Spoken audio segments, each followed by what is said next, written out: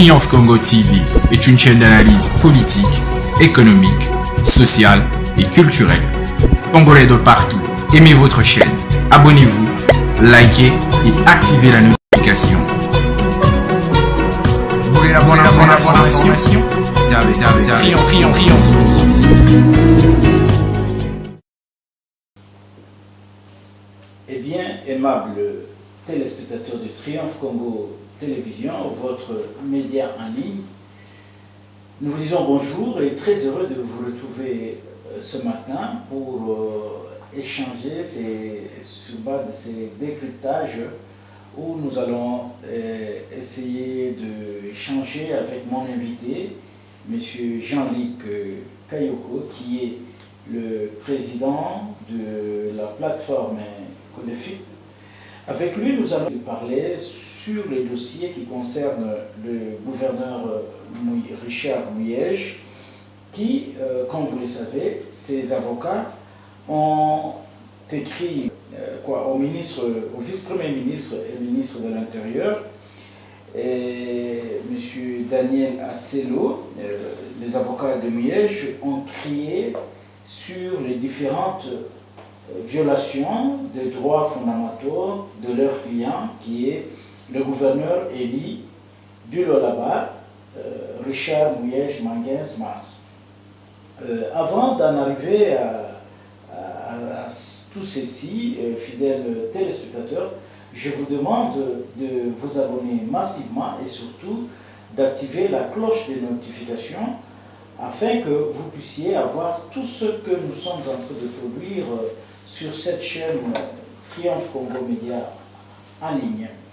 Et sans plus tarder, je m'en vais recevoir mon invité qui est M. Jean-Luc Kayoko. M. Jean-Luc Kayoko, bonjour. Bonjour, M. Colin. Vous vous portez bien? Sûrement. Purement. Vous avez connu un accident presque mortel, nous avons appris. Ouais, ça c'est un effet de la vie. Un effet de la vie. Alors, M. Jean-Luc Kayoko, comment vous, en tant que membre de la société civile, vous essayez de faire une analyse? Quelle analyse faites-vous de la situation que nous vivons au jour d'aujourd'hui du gouverneur Eli du Lualaba, M. Richard Mangenz Mas, qui est toujours bloqué à Kinshasa? Cela fait presque une année. Quelle analyse faites-vous de cette situation? Ben voilà, nous voudrions fixer les idées du peuple congolais. C'est d'abord au départ savoir que nous sommes dans un pays de droit, un état de droit. Donc ce dossier fera une jurisprudence pour la gouvernance de notre pays. Le dossier que nous appelons le dossier du gouverneur élu Muyej Mangenz Mas. En tant que plateforme respectueuse des lois et des droits de notre pays, parce que nous parlons de décentralisation, donc la décentralisation, c'est le respect de lois et des règlements d'un pays. Nous sommes dans une société. Aujourd'hui, il s'avère aberrant que un élu qui, ni par contre, ni par toutes les dispositions gouverneur de la province du Lualaba, même qui est celle du président de la République de le déchoir, n'a pas eu lieu. Aujourd'hui, on a prétendu sur base d'un rapport qui était encore un rapport préliminaire de l'IGF sur une précipitation d'une assemblée que je peux appeler, aujourd'hui je m'excuse le mot, une assemblée irresponsable. C'est un mot très dur. Oui, j'appelle irresponsable pourquoi? Parce qu'en fait, chaque assemblée a 4 contrôles par an. Doivent contrôler le gouvernement provincial 4 fois l'an. Or, si nous prenons seulement ce mandat, nous allons dire que c'est censé que l'Assemblée a contrôlé le gouvernement provincial au moins 12 fois. Le gouvernement de Mouyej, donc ça va faire, qui est celle du président de la République de le déchoir, n'a pas eu lieu. Aujourd'hui, on a prétendu sur base d'un rapport qui était encore un rapport préliminaire de l'IGF sur une précipitation d'une assemblée que je peux appeler, aujourd'hui je m'excuse le mot, une assemblée irresponsable. C'est un mot très dur. Oui, j'appelle irresponsable pourquoi? Parce qu'en fait, chaque assemblée a 4 contrôles par an. Doivent contrôler le gouvernement provincial 4 fois l'an. Or, si nous prenons seulement ce mandat, nous allons dire que c'est censé que l'Assemblée a contrôlé le gouvernement provincial au moins 12 fois. Le gouvernement de Mouyej, donc ça va faire au moins 12 fois. Non, 12 fois oui. 12 à 8 fois. Pourquoi ça? C'est le règlement intérieur des assemblées provinciales. Parce que nous rappelons que l'Assemblée a comme rôle la représentation, légiférer les édits, les assemblées provinciales, et puis contrôler le gouvernement provincial. Donc c'est censé qu'ils avaient contrôlé 4 fois. C'est censé que le rapport de l'IGF, qui n'était qu'un rapport qu'ils ont demandé d'abord la veille de l'Assemblée pour parler de retrait de confiance. Donc ça fait que 8 fois qu'ils ont contrôlé, nous prenons au moins 8 fois, qu'ils ont contrôlé le gouvernement provincial et n'ont jamais trouvé le détournement. Dont ils sont en train de s'appuyer aujourd'hui. Donc c'est censé que soit ils sont incompétents, soit ils n'ont pas accompli leur devoir. Soit c'est la mauvaise foi. Soit c'est la mauvaise foi. Mais vous venez de parler d'un rapport de l'IGF qui est prématuré. Qu'est-ce que vous voulez dire? Ça veut dire que lorsque l'IGF a contrôlé la province du Lualaba, l'IGF a fait toujours un rapport qui est préliminaire. Un rapport qui va demander, ils peuvent remarquer des choses, des erreurs, ils vous font ces erreurs-là et vous passez à ce que nous appelons à l'échange avec l'IGF pour faire comprendre tel problème. Quelle a été la réalité de ce problème-là? Et ils étaient à ce niveau-là. Il fallait que, d'après les informations que nous avons, le ministre de Mines et le ministre de Finances faisaient passer des documents, ils ne les faisaient pas signer par rapport aux bénéficiaires. Ils faisaient passer où? Donc, il servait en oubliant qu'il fallait que le bénéficiaire signe.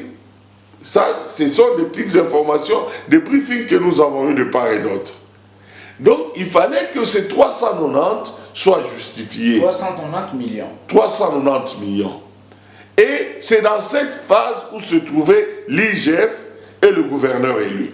Mais comment alors l'Assemblée a sauté directement et s'est saisie du dossier en déclarant de mettre le gouverneur élu devant la justice, tout ça? Mais comment vous... Oui, je pense que malheureusement que ce jour-là, j'étais aussi à Kolwezi. Le jour où il y a eu cette corruption à un degré dont vous n'avez pas idée. Corruption auprès des députés. Des députés. Et des députés ont voulu se battre ce jour-là. Ils ont terminé cette plénière-là à 21h avec une partie des députés. Tous les autres étaient déjà partis. Les autres, une partie était déjà partie. Donc, nous constatons qu'en faisant le petit résumé, l'autre assemblée provinciale du Lualaba, je répète le mot, est irresponsable. Et je pourrais ajouter corrompu. Parce que votre travail ne doit pas être fait par une autre institution. Donc, ce n'est pas... leur base ne devait pas être le rapport de l'IGF, mais leur base devait être leur rapport de contrôle. Je me fais comprendre. C'est leur rapport de contrôle qui devait expliquer le détournement. Quand nous avançons, le mot qu'ils ont utilisé pour vous démontrer que l'Assemblée est irresponsable, au lieu de déchoir le gouverneur, ils ont dit retrait de confiance. Je fais un petit résumé. C'est une entorse. Quand ça arrive au niveau de la Cour constitutionnelle, au recours, la Cour constitutionnelle ne reconnaît pas ce mot-là dans le langage de notre justice. C'est le fait qu'aujourd'hui, les gouverneurs élus traînent à Kinshasa. Oui. Et maintenant, avançons avec l'histoire, nous allons nous retrouver que il était malade, il est parti aux soins, avec la permission des autorités du pays, il est rentré en bonne santé. Mais grave, c'est que on le bloque à Kinshasa. Pourquoi? Maintenant, la question que nous posons, quand nous faisons l'analyse, est-il devenu prisonnier de la ville de Kinshasa? La ville de Kinshasa est-elle une prison? Et qui le bloque? Qui est le juge qui le bloque? Parce qu'il n'y a aucun jugement qui le bloque. Et alors, on commence à réfléchir politique. Et on se pose aussi des questions, pourquoi on le bloque? C'est une question qui, quand vous regardez, vous prenez le ministre de l'Intérieur, le vice-premier ministre, devant le Sénat, il a été clair. Qu'est-ce qu'il avait dit? Il a dit clairement, M. Mouillège Manguez Amance, gouverneur de la province du Lualaba, n'est pas déchu. Parce que toutes les deux possibilités ne sont pas ni l'une ni l'autre réunies. La deuxième preuve, c'est qu'on a refusé d'organiser les élections au niveau de la province du Lualaba. Parce que le gouverneur n'est pas déchu. Bon, maintenant, la Cour de cassation s'est précipitée pour demander le quitus de l'Assemblée provinciale pour entendre le gouverneur élu. Maintenant, nous nous posons une autre question derrière cette question. Est-ce que la Cour de cassation, pourquoi bloque-t-elle le dossier de Mouillège? Parce que maintenant, nous sommes en train de nous dire deux possibilités. Vous ne pouvez pas continuer à priver quelqu'un sa liberté de citoyen et d'accomplir ses droits fondamentaux sans qu'il y ait un jugement. Vous parlez d'accomplir ses droits fondamentaux. Qu'est-ce que vous voulez dire concrètement? Parce qu'il est à Kinshasa, il est au Congo.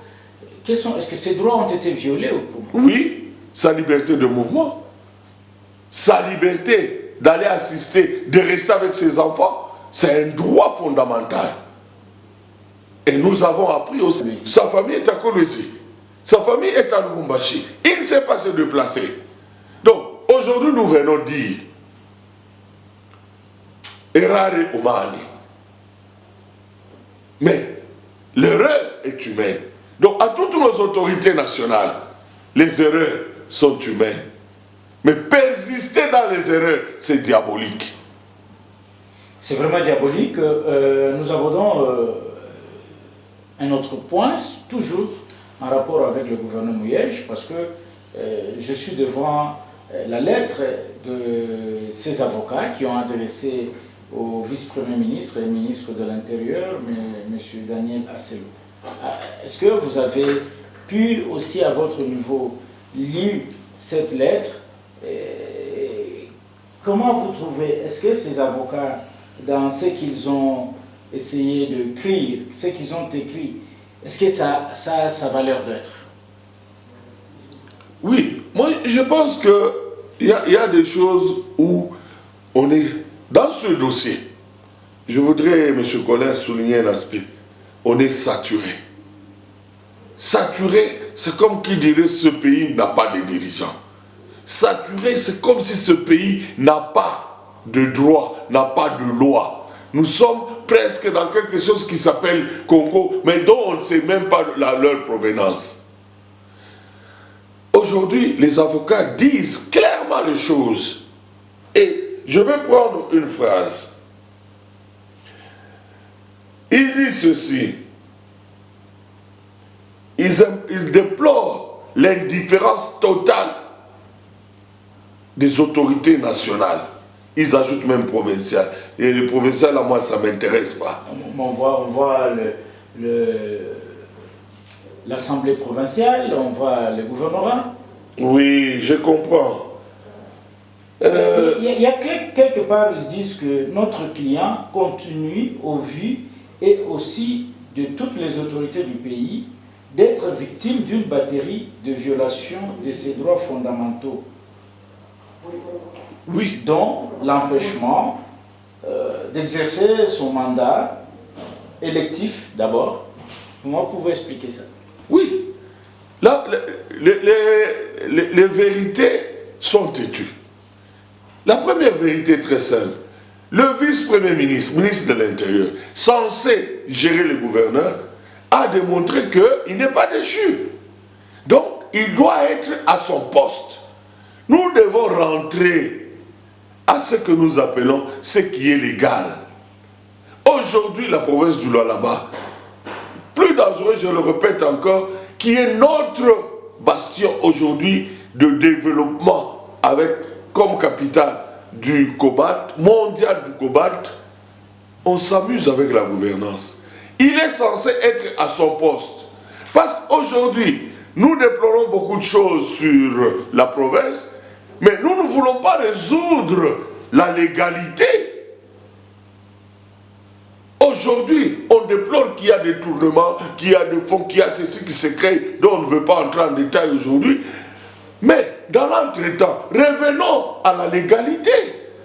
Revenir à la légalité, si vous voulez, la Cour de cassation a déjà eu le quitus qu'elle prouve noir sur blanc que le gouverneur Mouyej a détourné, oui ou non.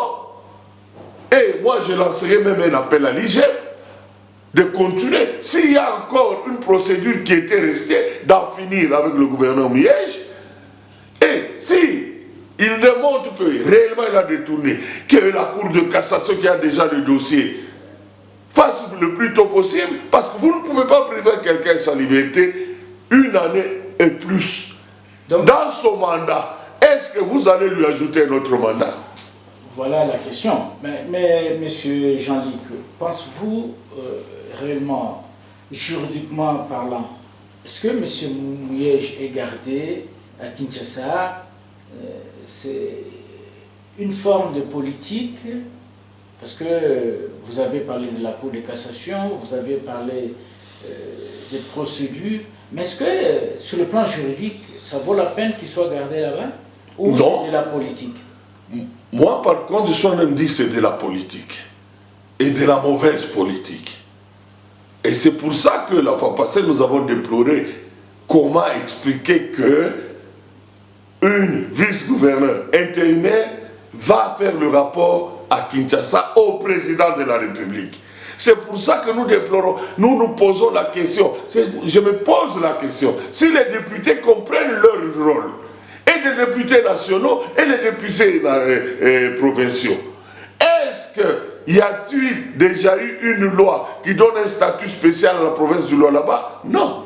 Y a-t-il déjà eu une loi qui dit qu'à partir de maintenant, la province du Lualaba est rattachée à la présidence? Non. Bon, mais alors, pourquoi vous bloquez? Peut-être pour de matières spéciales. Matière spéciale? Les détournements de TFM? C'est ça la matière spéciale? Ah bon? Donc, nous ne voulons pas entrer dans ça. Nous disons, nous devons revenir à la légalité. Nous sommes un pays de droit. Un pays de droit, ça veut dire que chaque chose doit être à sa place. The white man on the white place. Il est élu, laissez-le terminer son mandat. Vous voulez le déchoir, prouvez qu'il a détourné. Et pour entrer, parce qu'aujourd'hui, nous voulons qu'il rentre chez lui. Ou qu'il soit en prison, ou qu'il rentre chez lui. Parce que pourquoi le garder si vous ne pouvez pas vous venir, s'il est noir, s'il est blanc? Oui. Nous comprenons tout ce que vous venez de dire, mais vous êtes membre de la société civile. S'il vous demandait d'adresser un message au vice-premier ministre et ministre de l'Intérieur, le même message pouvait aussi le lancer à l'IGF, aussi aux cours et tribunaux. Qu'est-ce que vous pouvez dire? D'abord, je commencerai par dire comme message spécial, laissez le gouverneur élu devenir citoyen congolais. C'est-à-dire? C'est-à-dire ceci.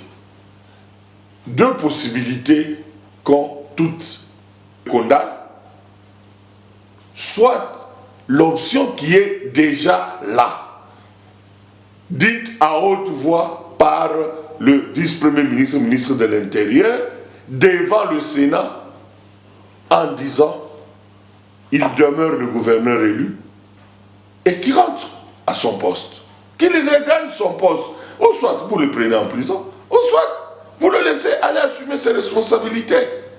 Parce qu'aujourd'hui, nous constatons tout ce que tout le monde déplore aujourd'hui. C'est beaucoup de choses, beaucoup de bévues. Donc, Kinshasa, on ne sait même pas Kinshasa s'il peut se saisir de ça. L'IGF lui-même doit se saisir de tous ces problèmes. Parce que si on veut prendre le rapport provisoire de l'IGF et commencer à juger quelqu'un et le garder aussi longtemps qu'on l'a gardé à Kinshasa, mais dans l'entretemps, les faits qui sont vrais, qui se font aujourd'hui, on ne sait pas les juger, condamner, ça devient dangereux. Les faits qui sont vrais, qui se passent là-bas. Oui. Oui. Il y a des gens qui sont à la Mouchacha, qui ont fait 2 semaines, 3 semaines en cours de route, la route bloquée, parce qu'on n'a pas payé les gens. Mais on a dit que la route est en train d'être asphaltée. Oh, asphaltée. Qui ont bloqué? Ce sont ceux qui arrachent la route. Cause un paiement. Donc l'office de route. Comment vous pouvez expliquer commencer une route sans avoir payé les agents, les travailleurs? C'est trop de choses à se dire. Hein? C'est impitoyable. Et dans un pays, un projet planifié où vous dites qu'il n'y a plus d'argent, comment vous l'avez planifié? Comment vous avez commencé? Donc vous n'êtes pas un bon gestionnaire. Un bon gestionnaire ne peut jamais commencer un projet sans avoir d'abord mobilisé les fonds. Ah oui, continuons au message que vous lancez. L'autre message que je voudrais lancer, c'est aux citoyens du Lualaba et à l'Assemblée du Lualaba. L'Assemblée provinciale. L'Assemblée provinciale. Mes chers députés, l'un de vous a échappé à la justice populaire. Vous pensez que vous demeurerez de ça? S'il lui a échappé, l'un de vous tombera. Cette communauté-là n'est pas bête. Vous êtes des élus de cette communauté. Je pense qu'il est temps. Il n'est pas trop tard de mieux faire, comme le disent les avocats de monsieur le gouverneur élu. Il n'est pas trop tard de mieux faire. Vous pouvez vous ressaisir. L'argent ne fait pas le bonheur. N'oubliez pas que vous avez des progénitures. Ce que vous avez fait aujourd'hui suivra vos progénitures. Ça reste une histoire. Ça reste une histoire, et une histoire qui ne se terminera jamais. Mais que chacun se pose la question dans son cœur. Vraiment, ce que je suis, celui que je sacrifie, n'y a pas donné quelque chose? Point d'interrogation. À la communauté ou chef coutumier, ne laissez pas votre province se mourir.